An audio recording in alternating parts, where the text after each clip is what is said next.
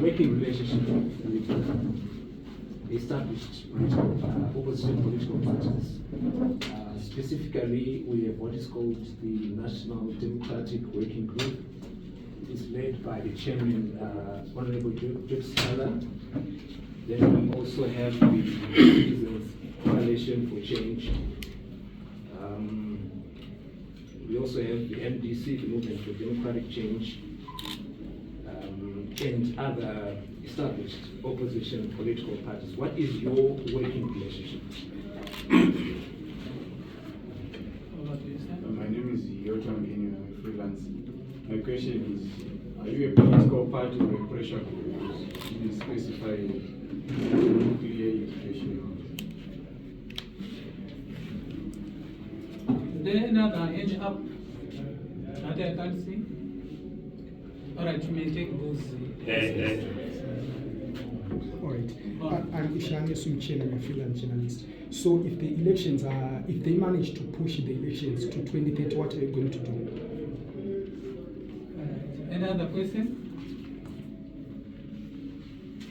You may respond to the questions.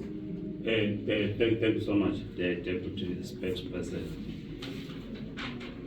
In 2019, we held the first conference of the Zimbabwe Communist Party.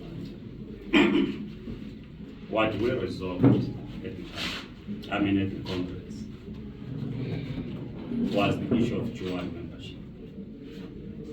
Because the Zimbabwe Communist Party is not a mass movement.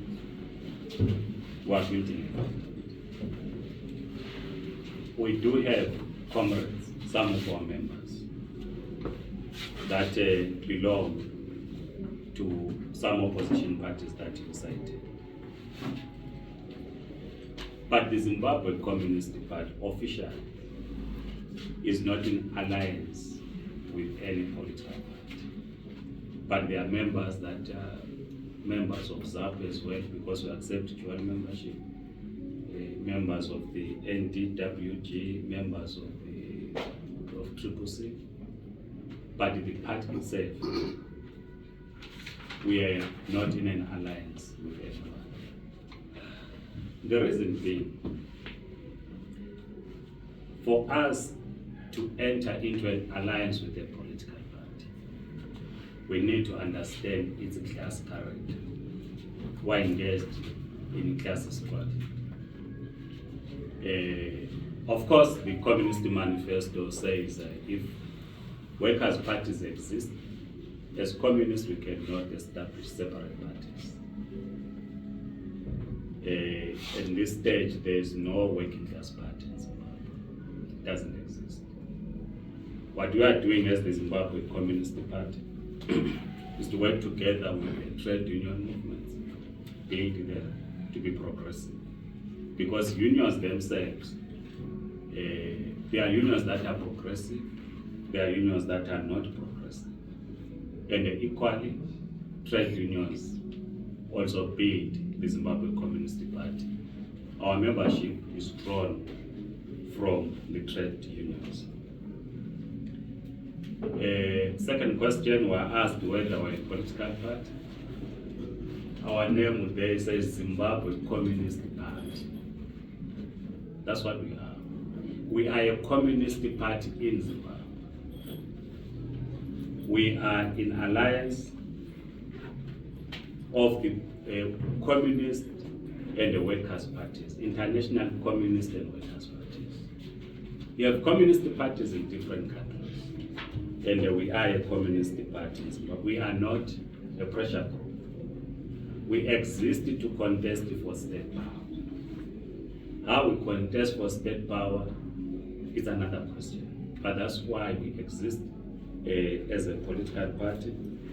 We are not a pressure group. What are we going to do if 2030 would go ahead? We might not have the power to stop the postponement of the elections. We note that there's a resolution which was passed at the ZANU-PF annual conference in October. We note also, as we spoke about in the statement, the attempts to amend the constitution.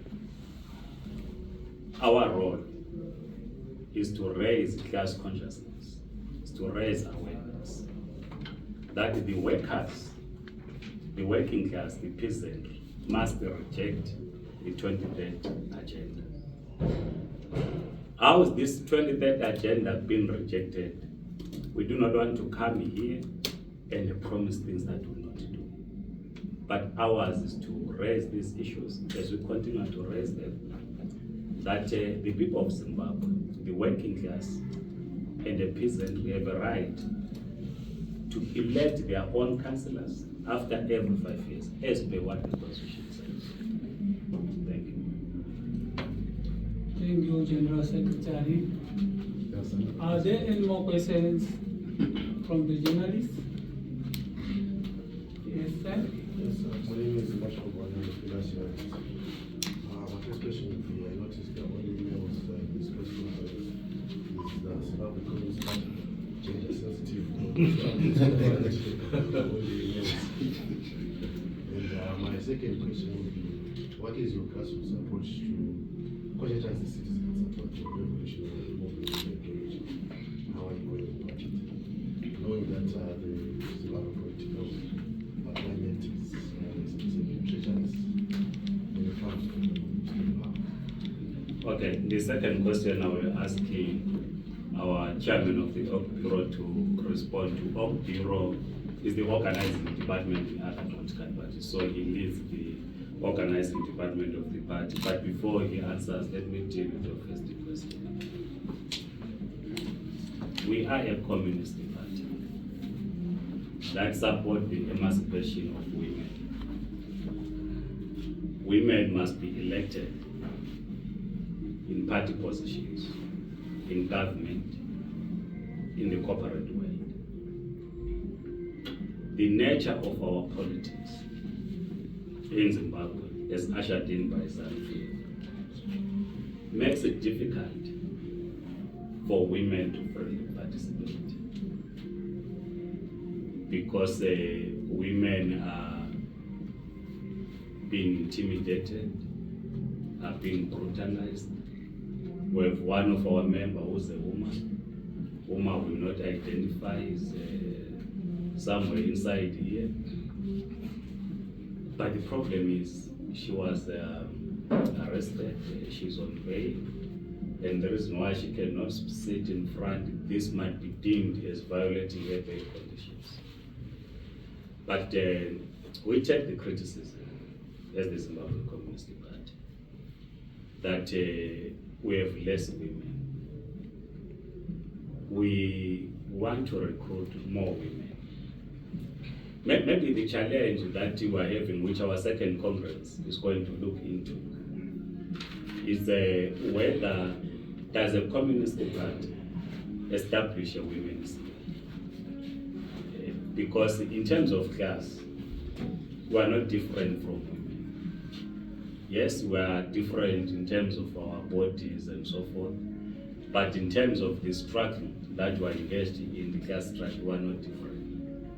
So we've noted the less participation of women, and it's a discussion that is happening inside the party, that we must consider establishing a women's league in the party, so that it becomes easier for us as a party to recruit women in the party. Thank you. Your question about grassroots support, how we organize. Thank you, Comrade GS. Thank you, members of the media. Well, I was going to add a little bit on the gender sensitivity. As communists, we are the most gender sensitive people. He has already alluded to why we don't have a woman in front. Part of it is because some of them were caught up in some other things. They didn't attend the meeting today. We have programs on the ground to recruit, especially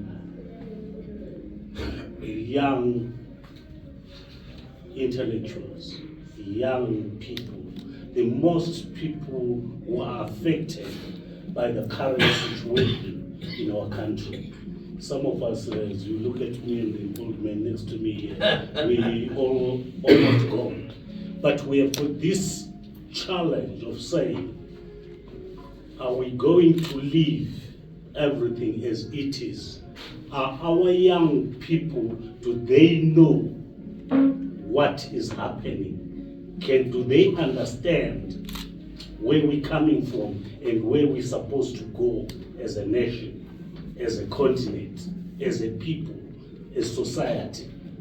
So we have got a number of things that we're doing, but normally we're very good at divulging everything to the media of how we recruit, how we operate. I think in his statement he raised everything, and most of the work you can contact me when we out of the press conference. Thank you. Any more questions from journalists? See a hand there. Any other hand? Yes, a hand there. You speak after him. Any other? All right. My name is Ryan Charlie from 263. I just wanted to find out the significance of Mr. Traore and Mr. Beauty. What does it signify? All right. All right. Going forward, what is your party going to do to address challenges that the populace of Zimbabwe is facing, especially when there are some policies that are probably anti-people, like the recent one that we saw of banning of teens? What is your party going to do henceforth? Are we going to see your presence in addressing issues that the opposition seem to be ignoring now? We don't see the opposition engaging these issues to the ruling party. What is your party going to do going forward? You may respond to those questions. Okay. The first question, our Secretary of International Relations will respond, Comrade Ian Bidos, about the significance of this. Let me deal with the second question. We said in the Central Committee today, of course you know we held it somewhere, but I will not go into that. But we resolved that first and foremost we must develop party cadres. We must develop people or comrades that have the art of interpreting our theory to the people. I'm from Zimbabwean district. I can't go there to my village and tell them that Karl Marx said this, Lenin said this. They will not understand. Yeah. So I must have the art of speaking to the issues that affect them on daily basis. And together, collectively, we find a solution. This is why we said we want to have the party in all the districts of Zimbabwe. We work with our partners, the trade unions, progressive social formations, in the battle of ideas, in contesting ZANU-PF in the battle of ideas. Earlier on, I've already said that ZANU-PF is not revolutionary. A revolutionary party will not do the things that we are saying, that are anti-people. They talk of people-centered policies. It is one thing to express yourself in terms of policy, and another to act. And all the actions by ZANU-PF, be it Murambatswina, be it what happened in 2008 after the March elections, be it Kukurawundi, which we spoke about in our statement, be it the bombing of the house of Comrade Job Sikala. All this shows you a party that is not Pan-African correct. But the biggest mistake was because during the chaotic land reform program, particularly after 2000, ZANU-PF was seen by the progressive world as progressive. The MDC or the entire opposition as seen as stooges of the imperialist forces.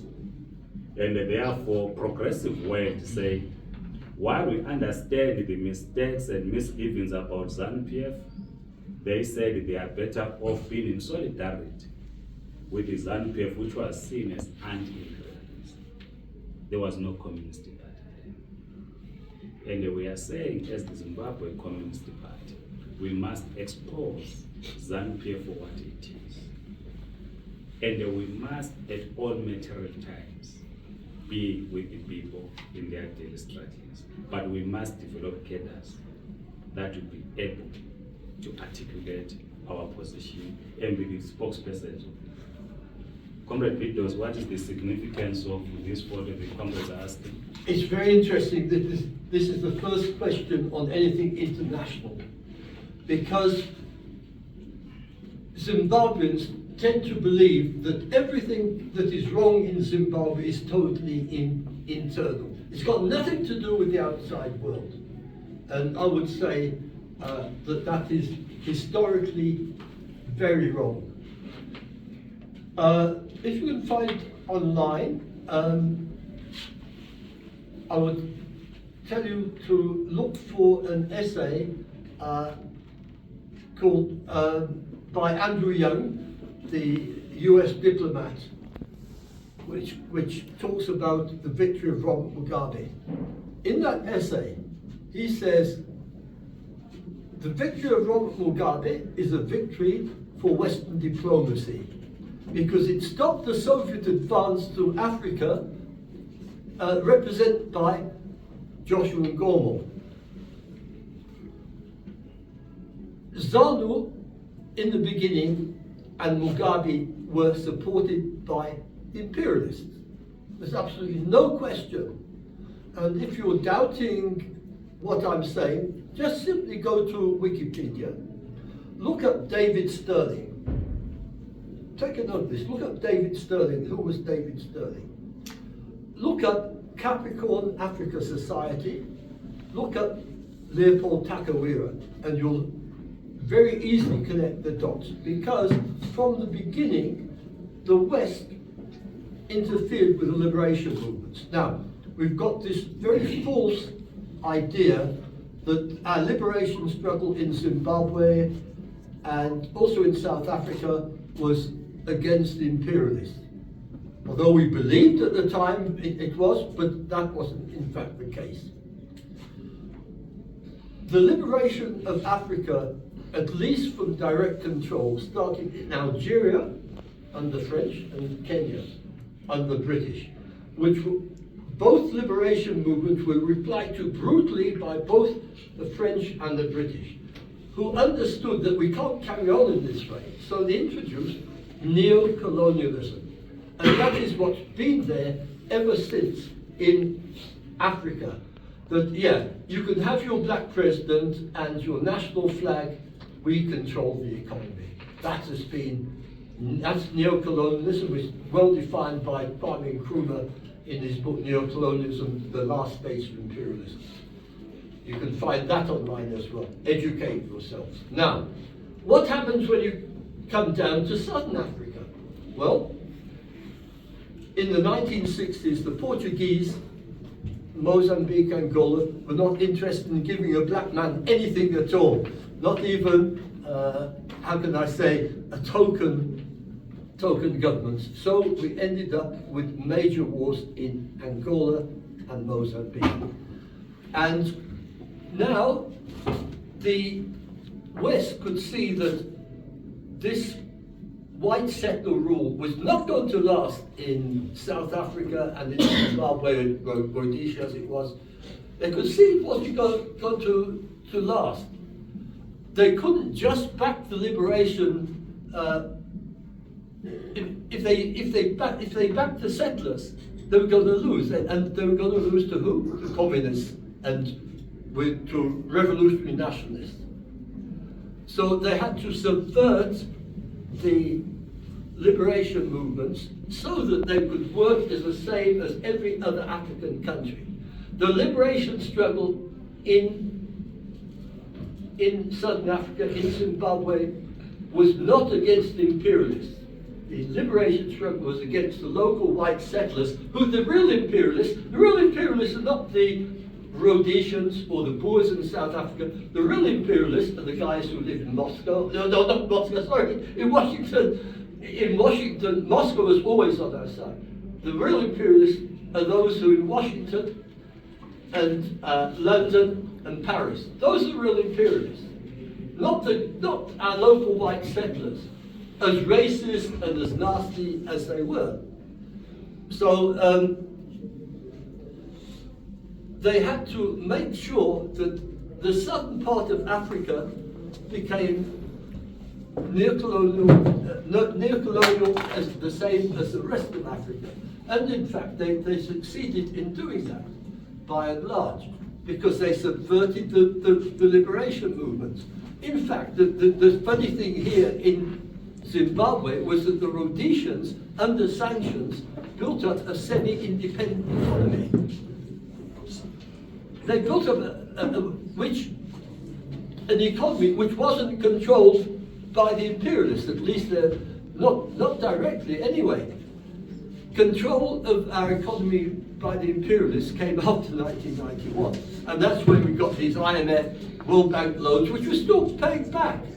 So it was only in 1998, through the Congo War, that then we came under sanctions. And by the way, check your history as well.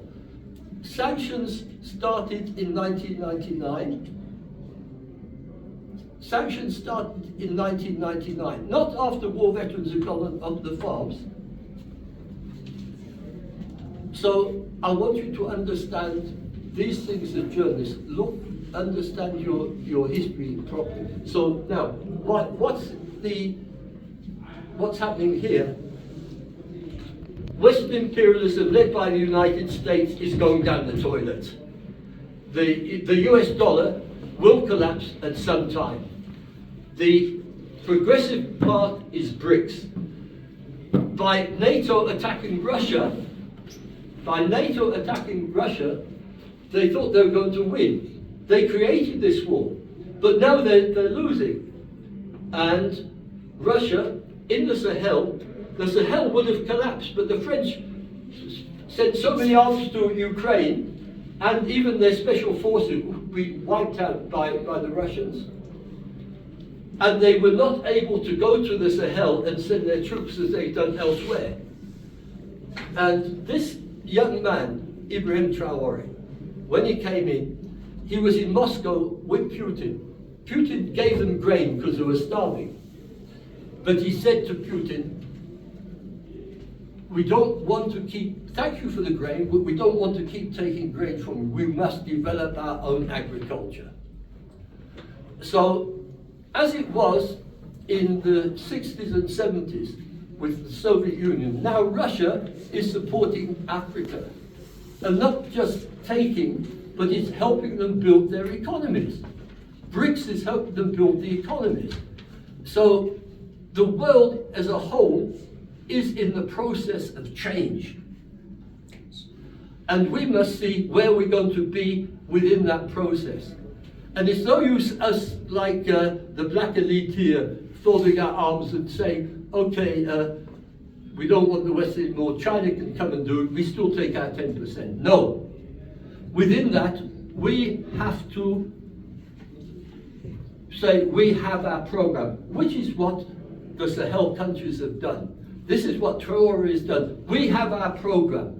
Russia is assisting them. It's not telling them what to do.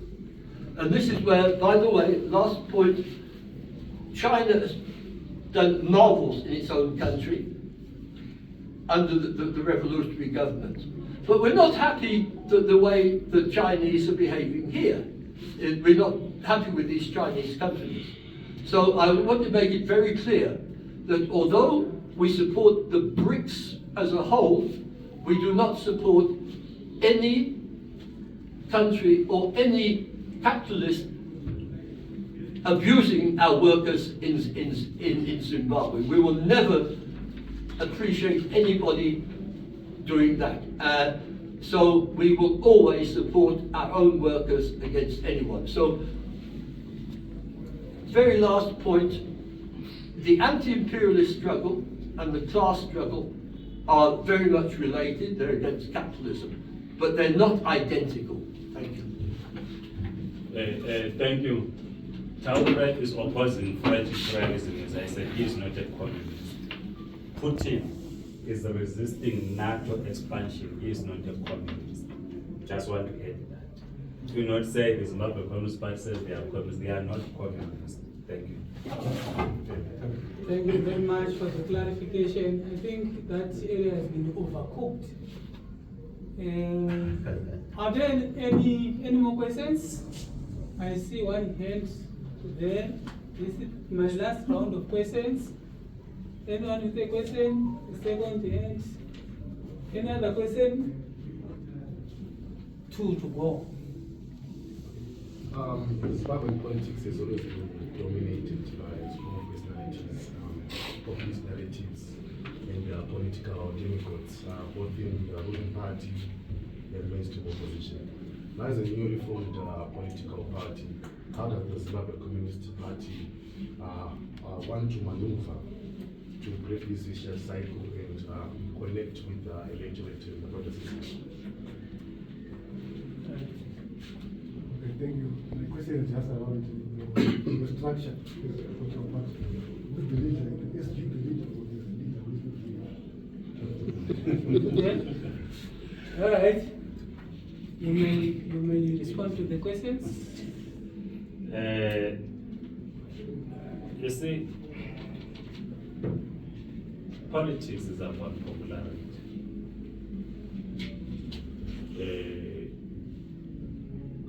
In the African context or global. Because when you confine yourself in electoral politics, you need to be known. You need to win the hearts of the people. How do you achieve this? We've developed a program of the party to achieve this. We are not looking for some, what you call these American musicians, what you call it, star performer, a celebrity, who are revolutionaries, who are not celebrities. We have said in our statement that we are an organ of the working class through political education, through working in communities, through the organizations of the people. We hope that the people will understand what the Zimbabwe Communist Party is. We all agree here that one Emerson Mnangagwa is not popular even in Zambia. You give him a platform to speak, he's not an orator. He's the president. But has been struggling to hit the 50%. There are more that in ZANU-PF that possibly are more orators than him, but he's the president. We had Morgan Tswanda, loved by the people. I was in the MTC myself, joined in 1999. I was there when it was launched in the Faro Stadium. I'm based in Johannesburg. I was the leader of the MTC in South Africa. I worked with the Morgan Tswanda. It was popular, but it did not attain political power. So we need therefore to say, how do you attain political power? I started by saying, when you go to an electoral politics, it's about popularity. But you need to combine this with a clear ideology. The progressive world shunned Morgan Tswanda because they thought he was an agent of imperialist forces, notwithstanding his popularity. And we are saying to you that those that called him an agent of imperialist forces were themselves established by imperialist forces in 1963. Yes. When they split from ZAP, and the reason for splitting from ZAP was to curtail the influence of the Soviet Union in this part of the world. And it is the conservatives that handed political power to Mugabe and the ZANU-PF in 1980. Who is the leader? The Communist Party, or you want to answer this one?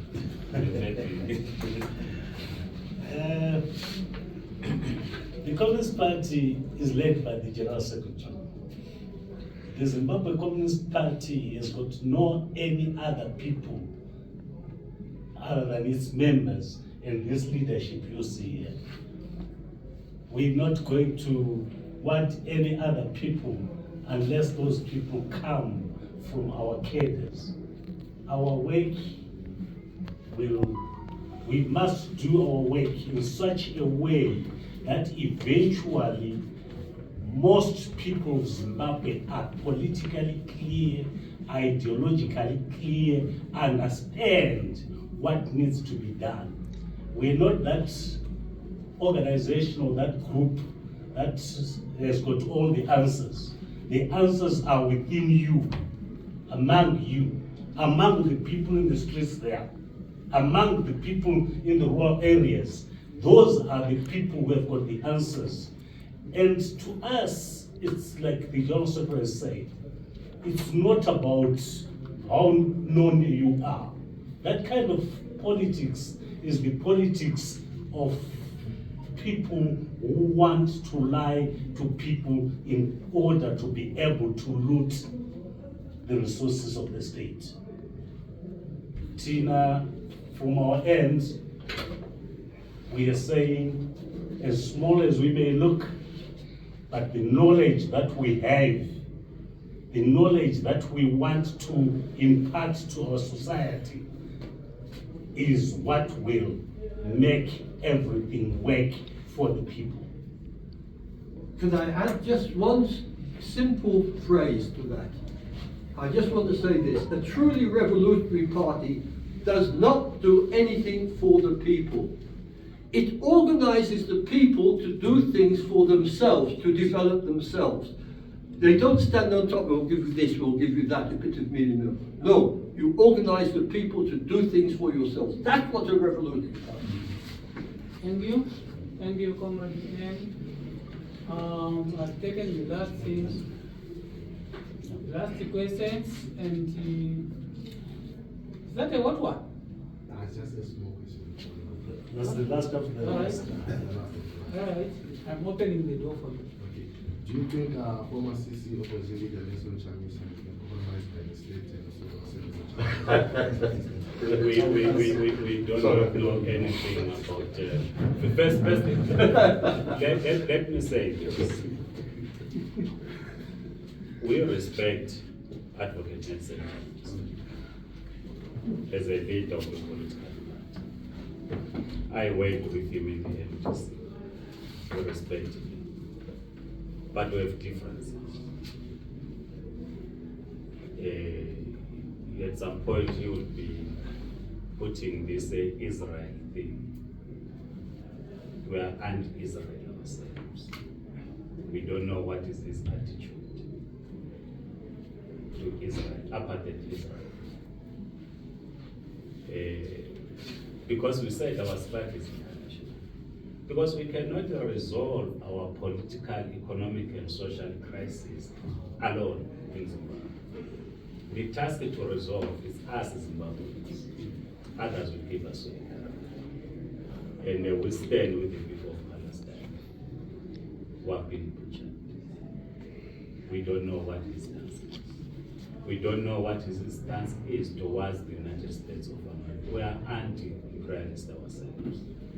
So those are the issues that we might differ with Advocate Nelson Chamisa, but I do not want to talk much about Nelson Chamisa.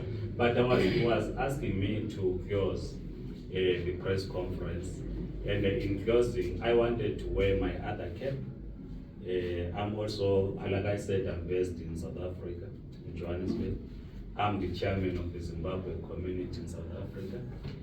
Of course, you know lots of your relatives that are holders of the Zimbabwe exemption permits, which the South African government, they said they are coming to an end on the 28th of November 2025.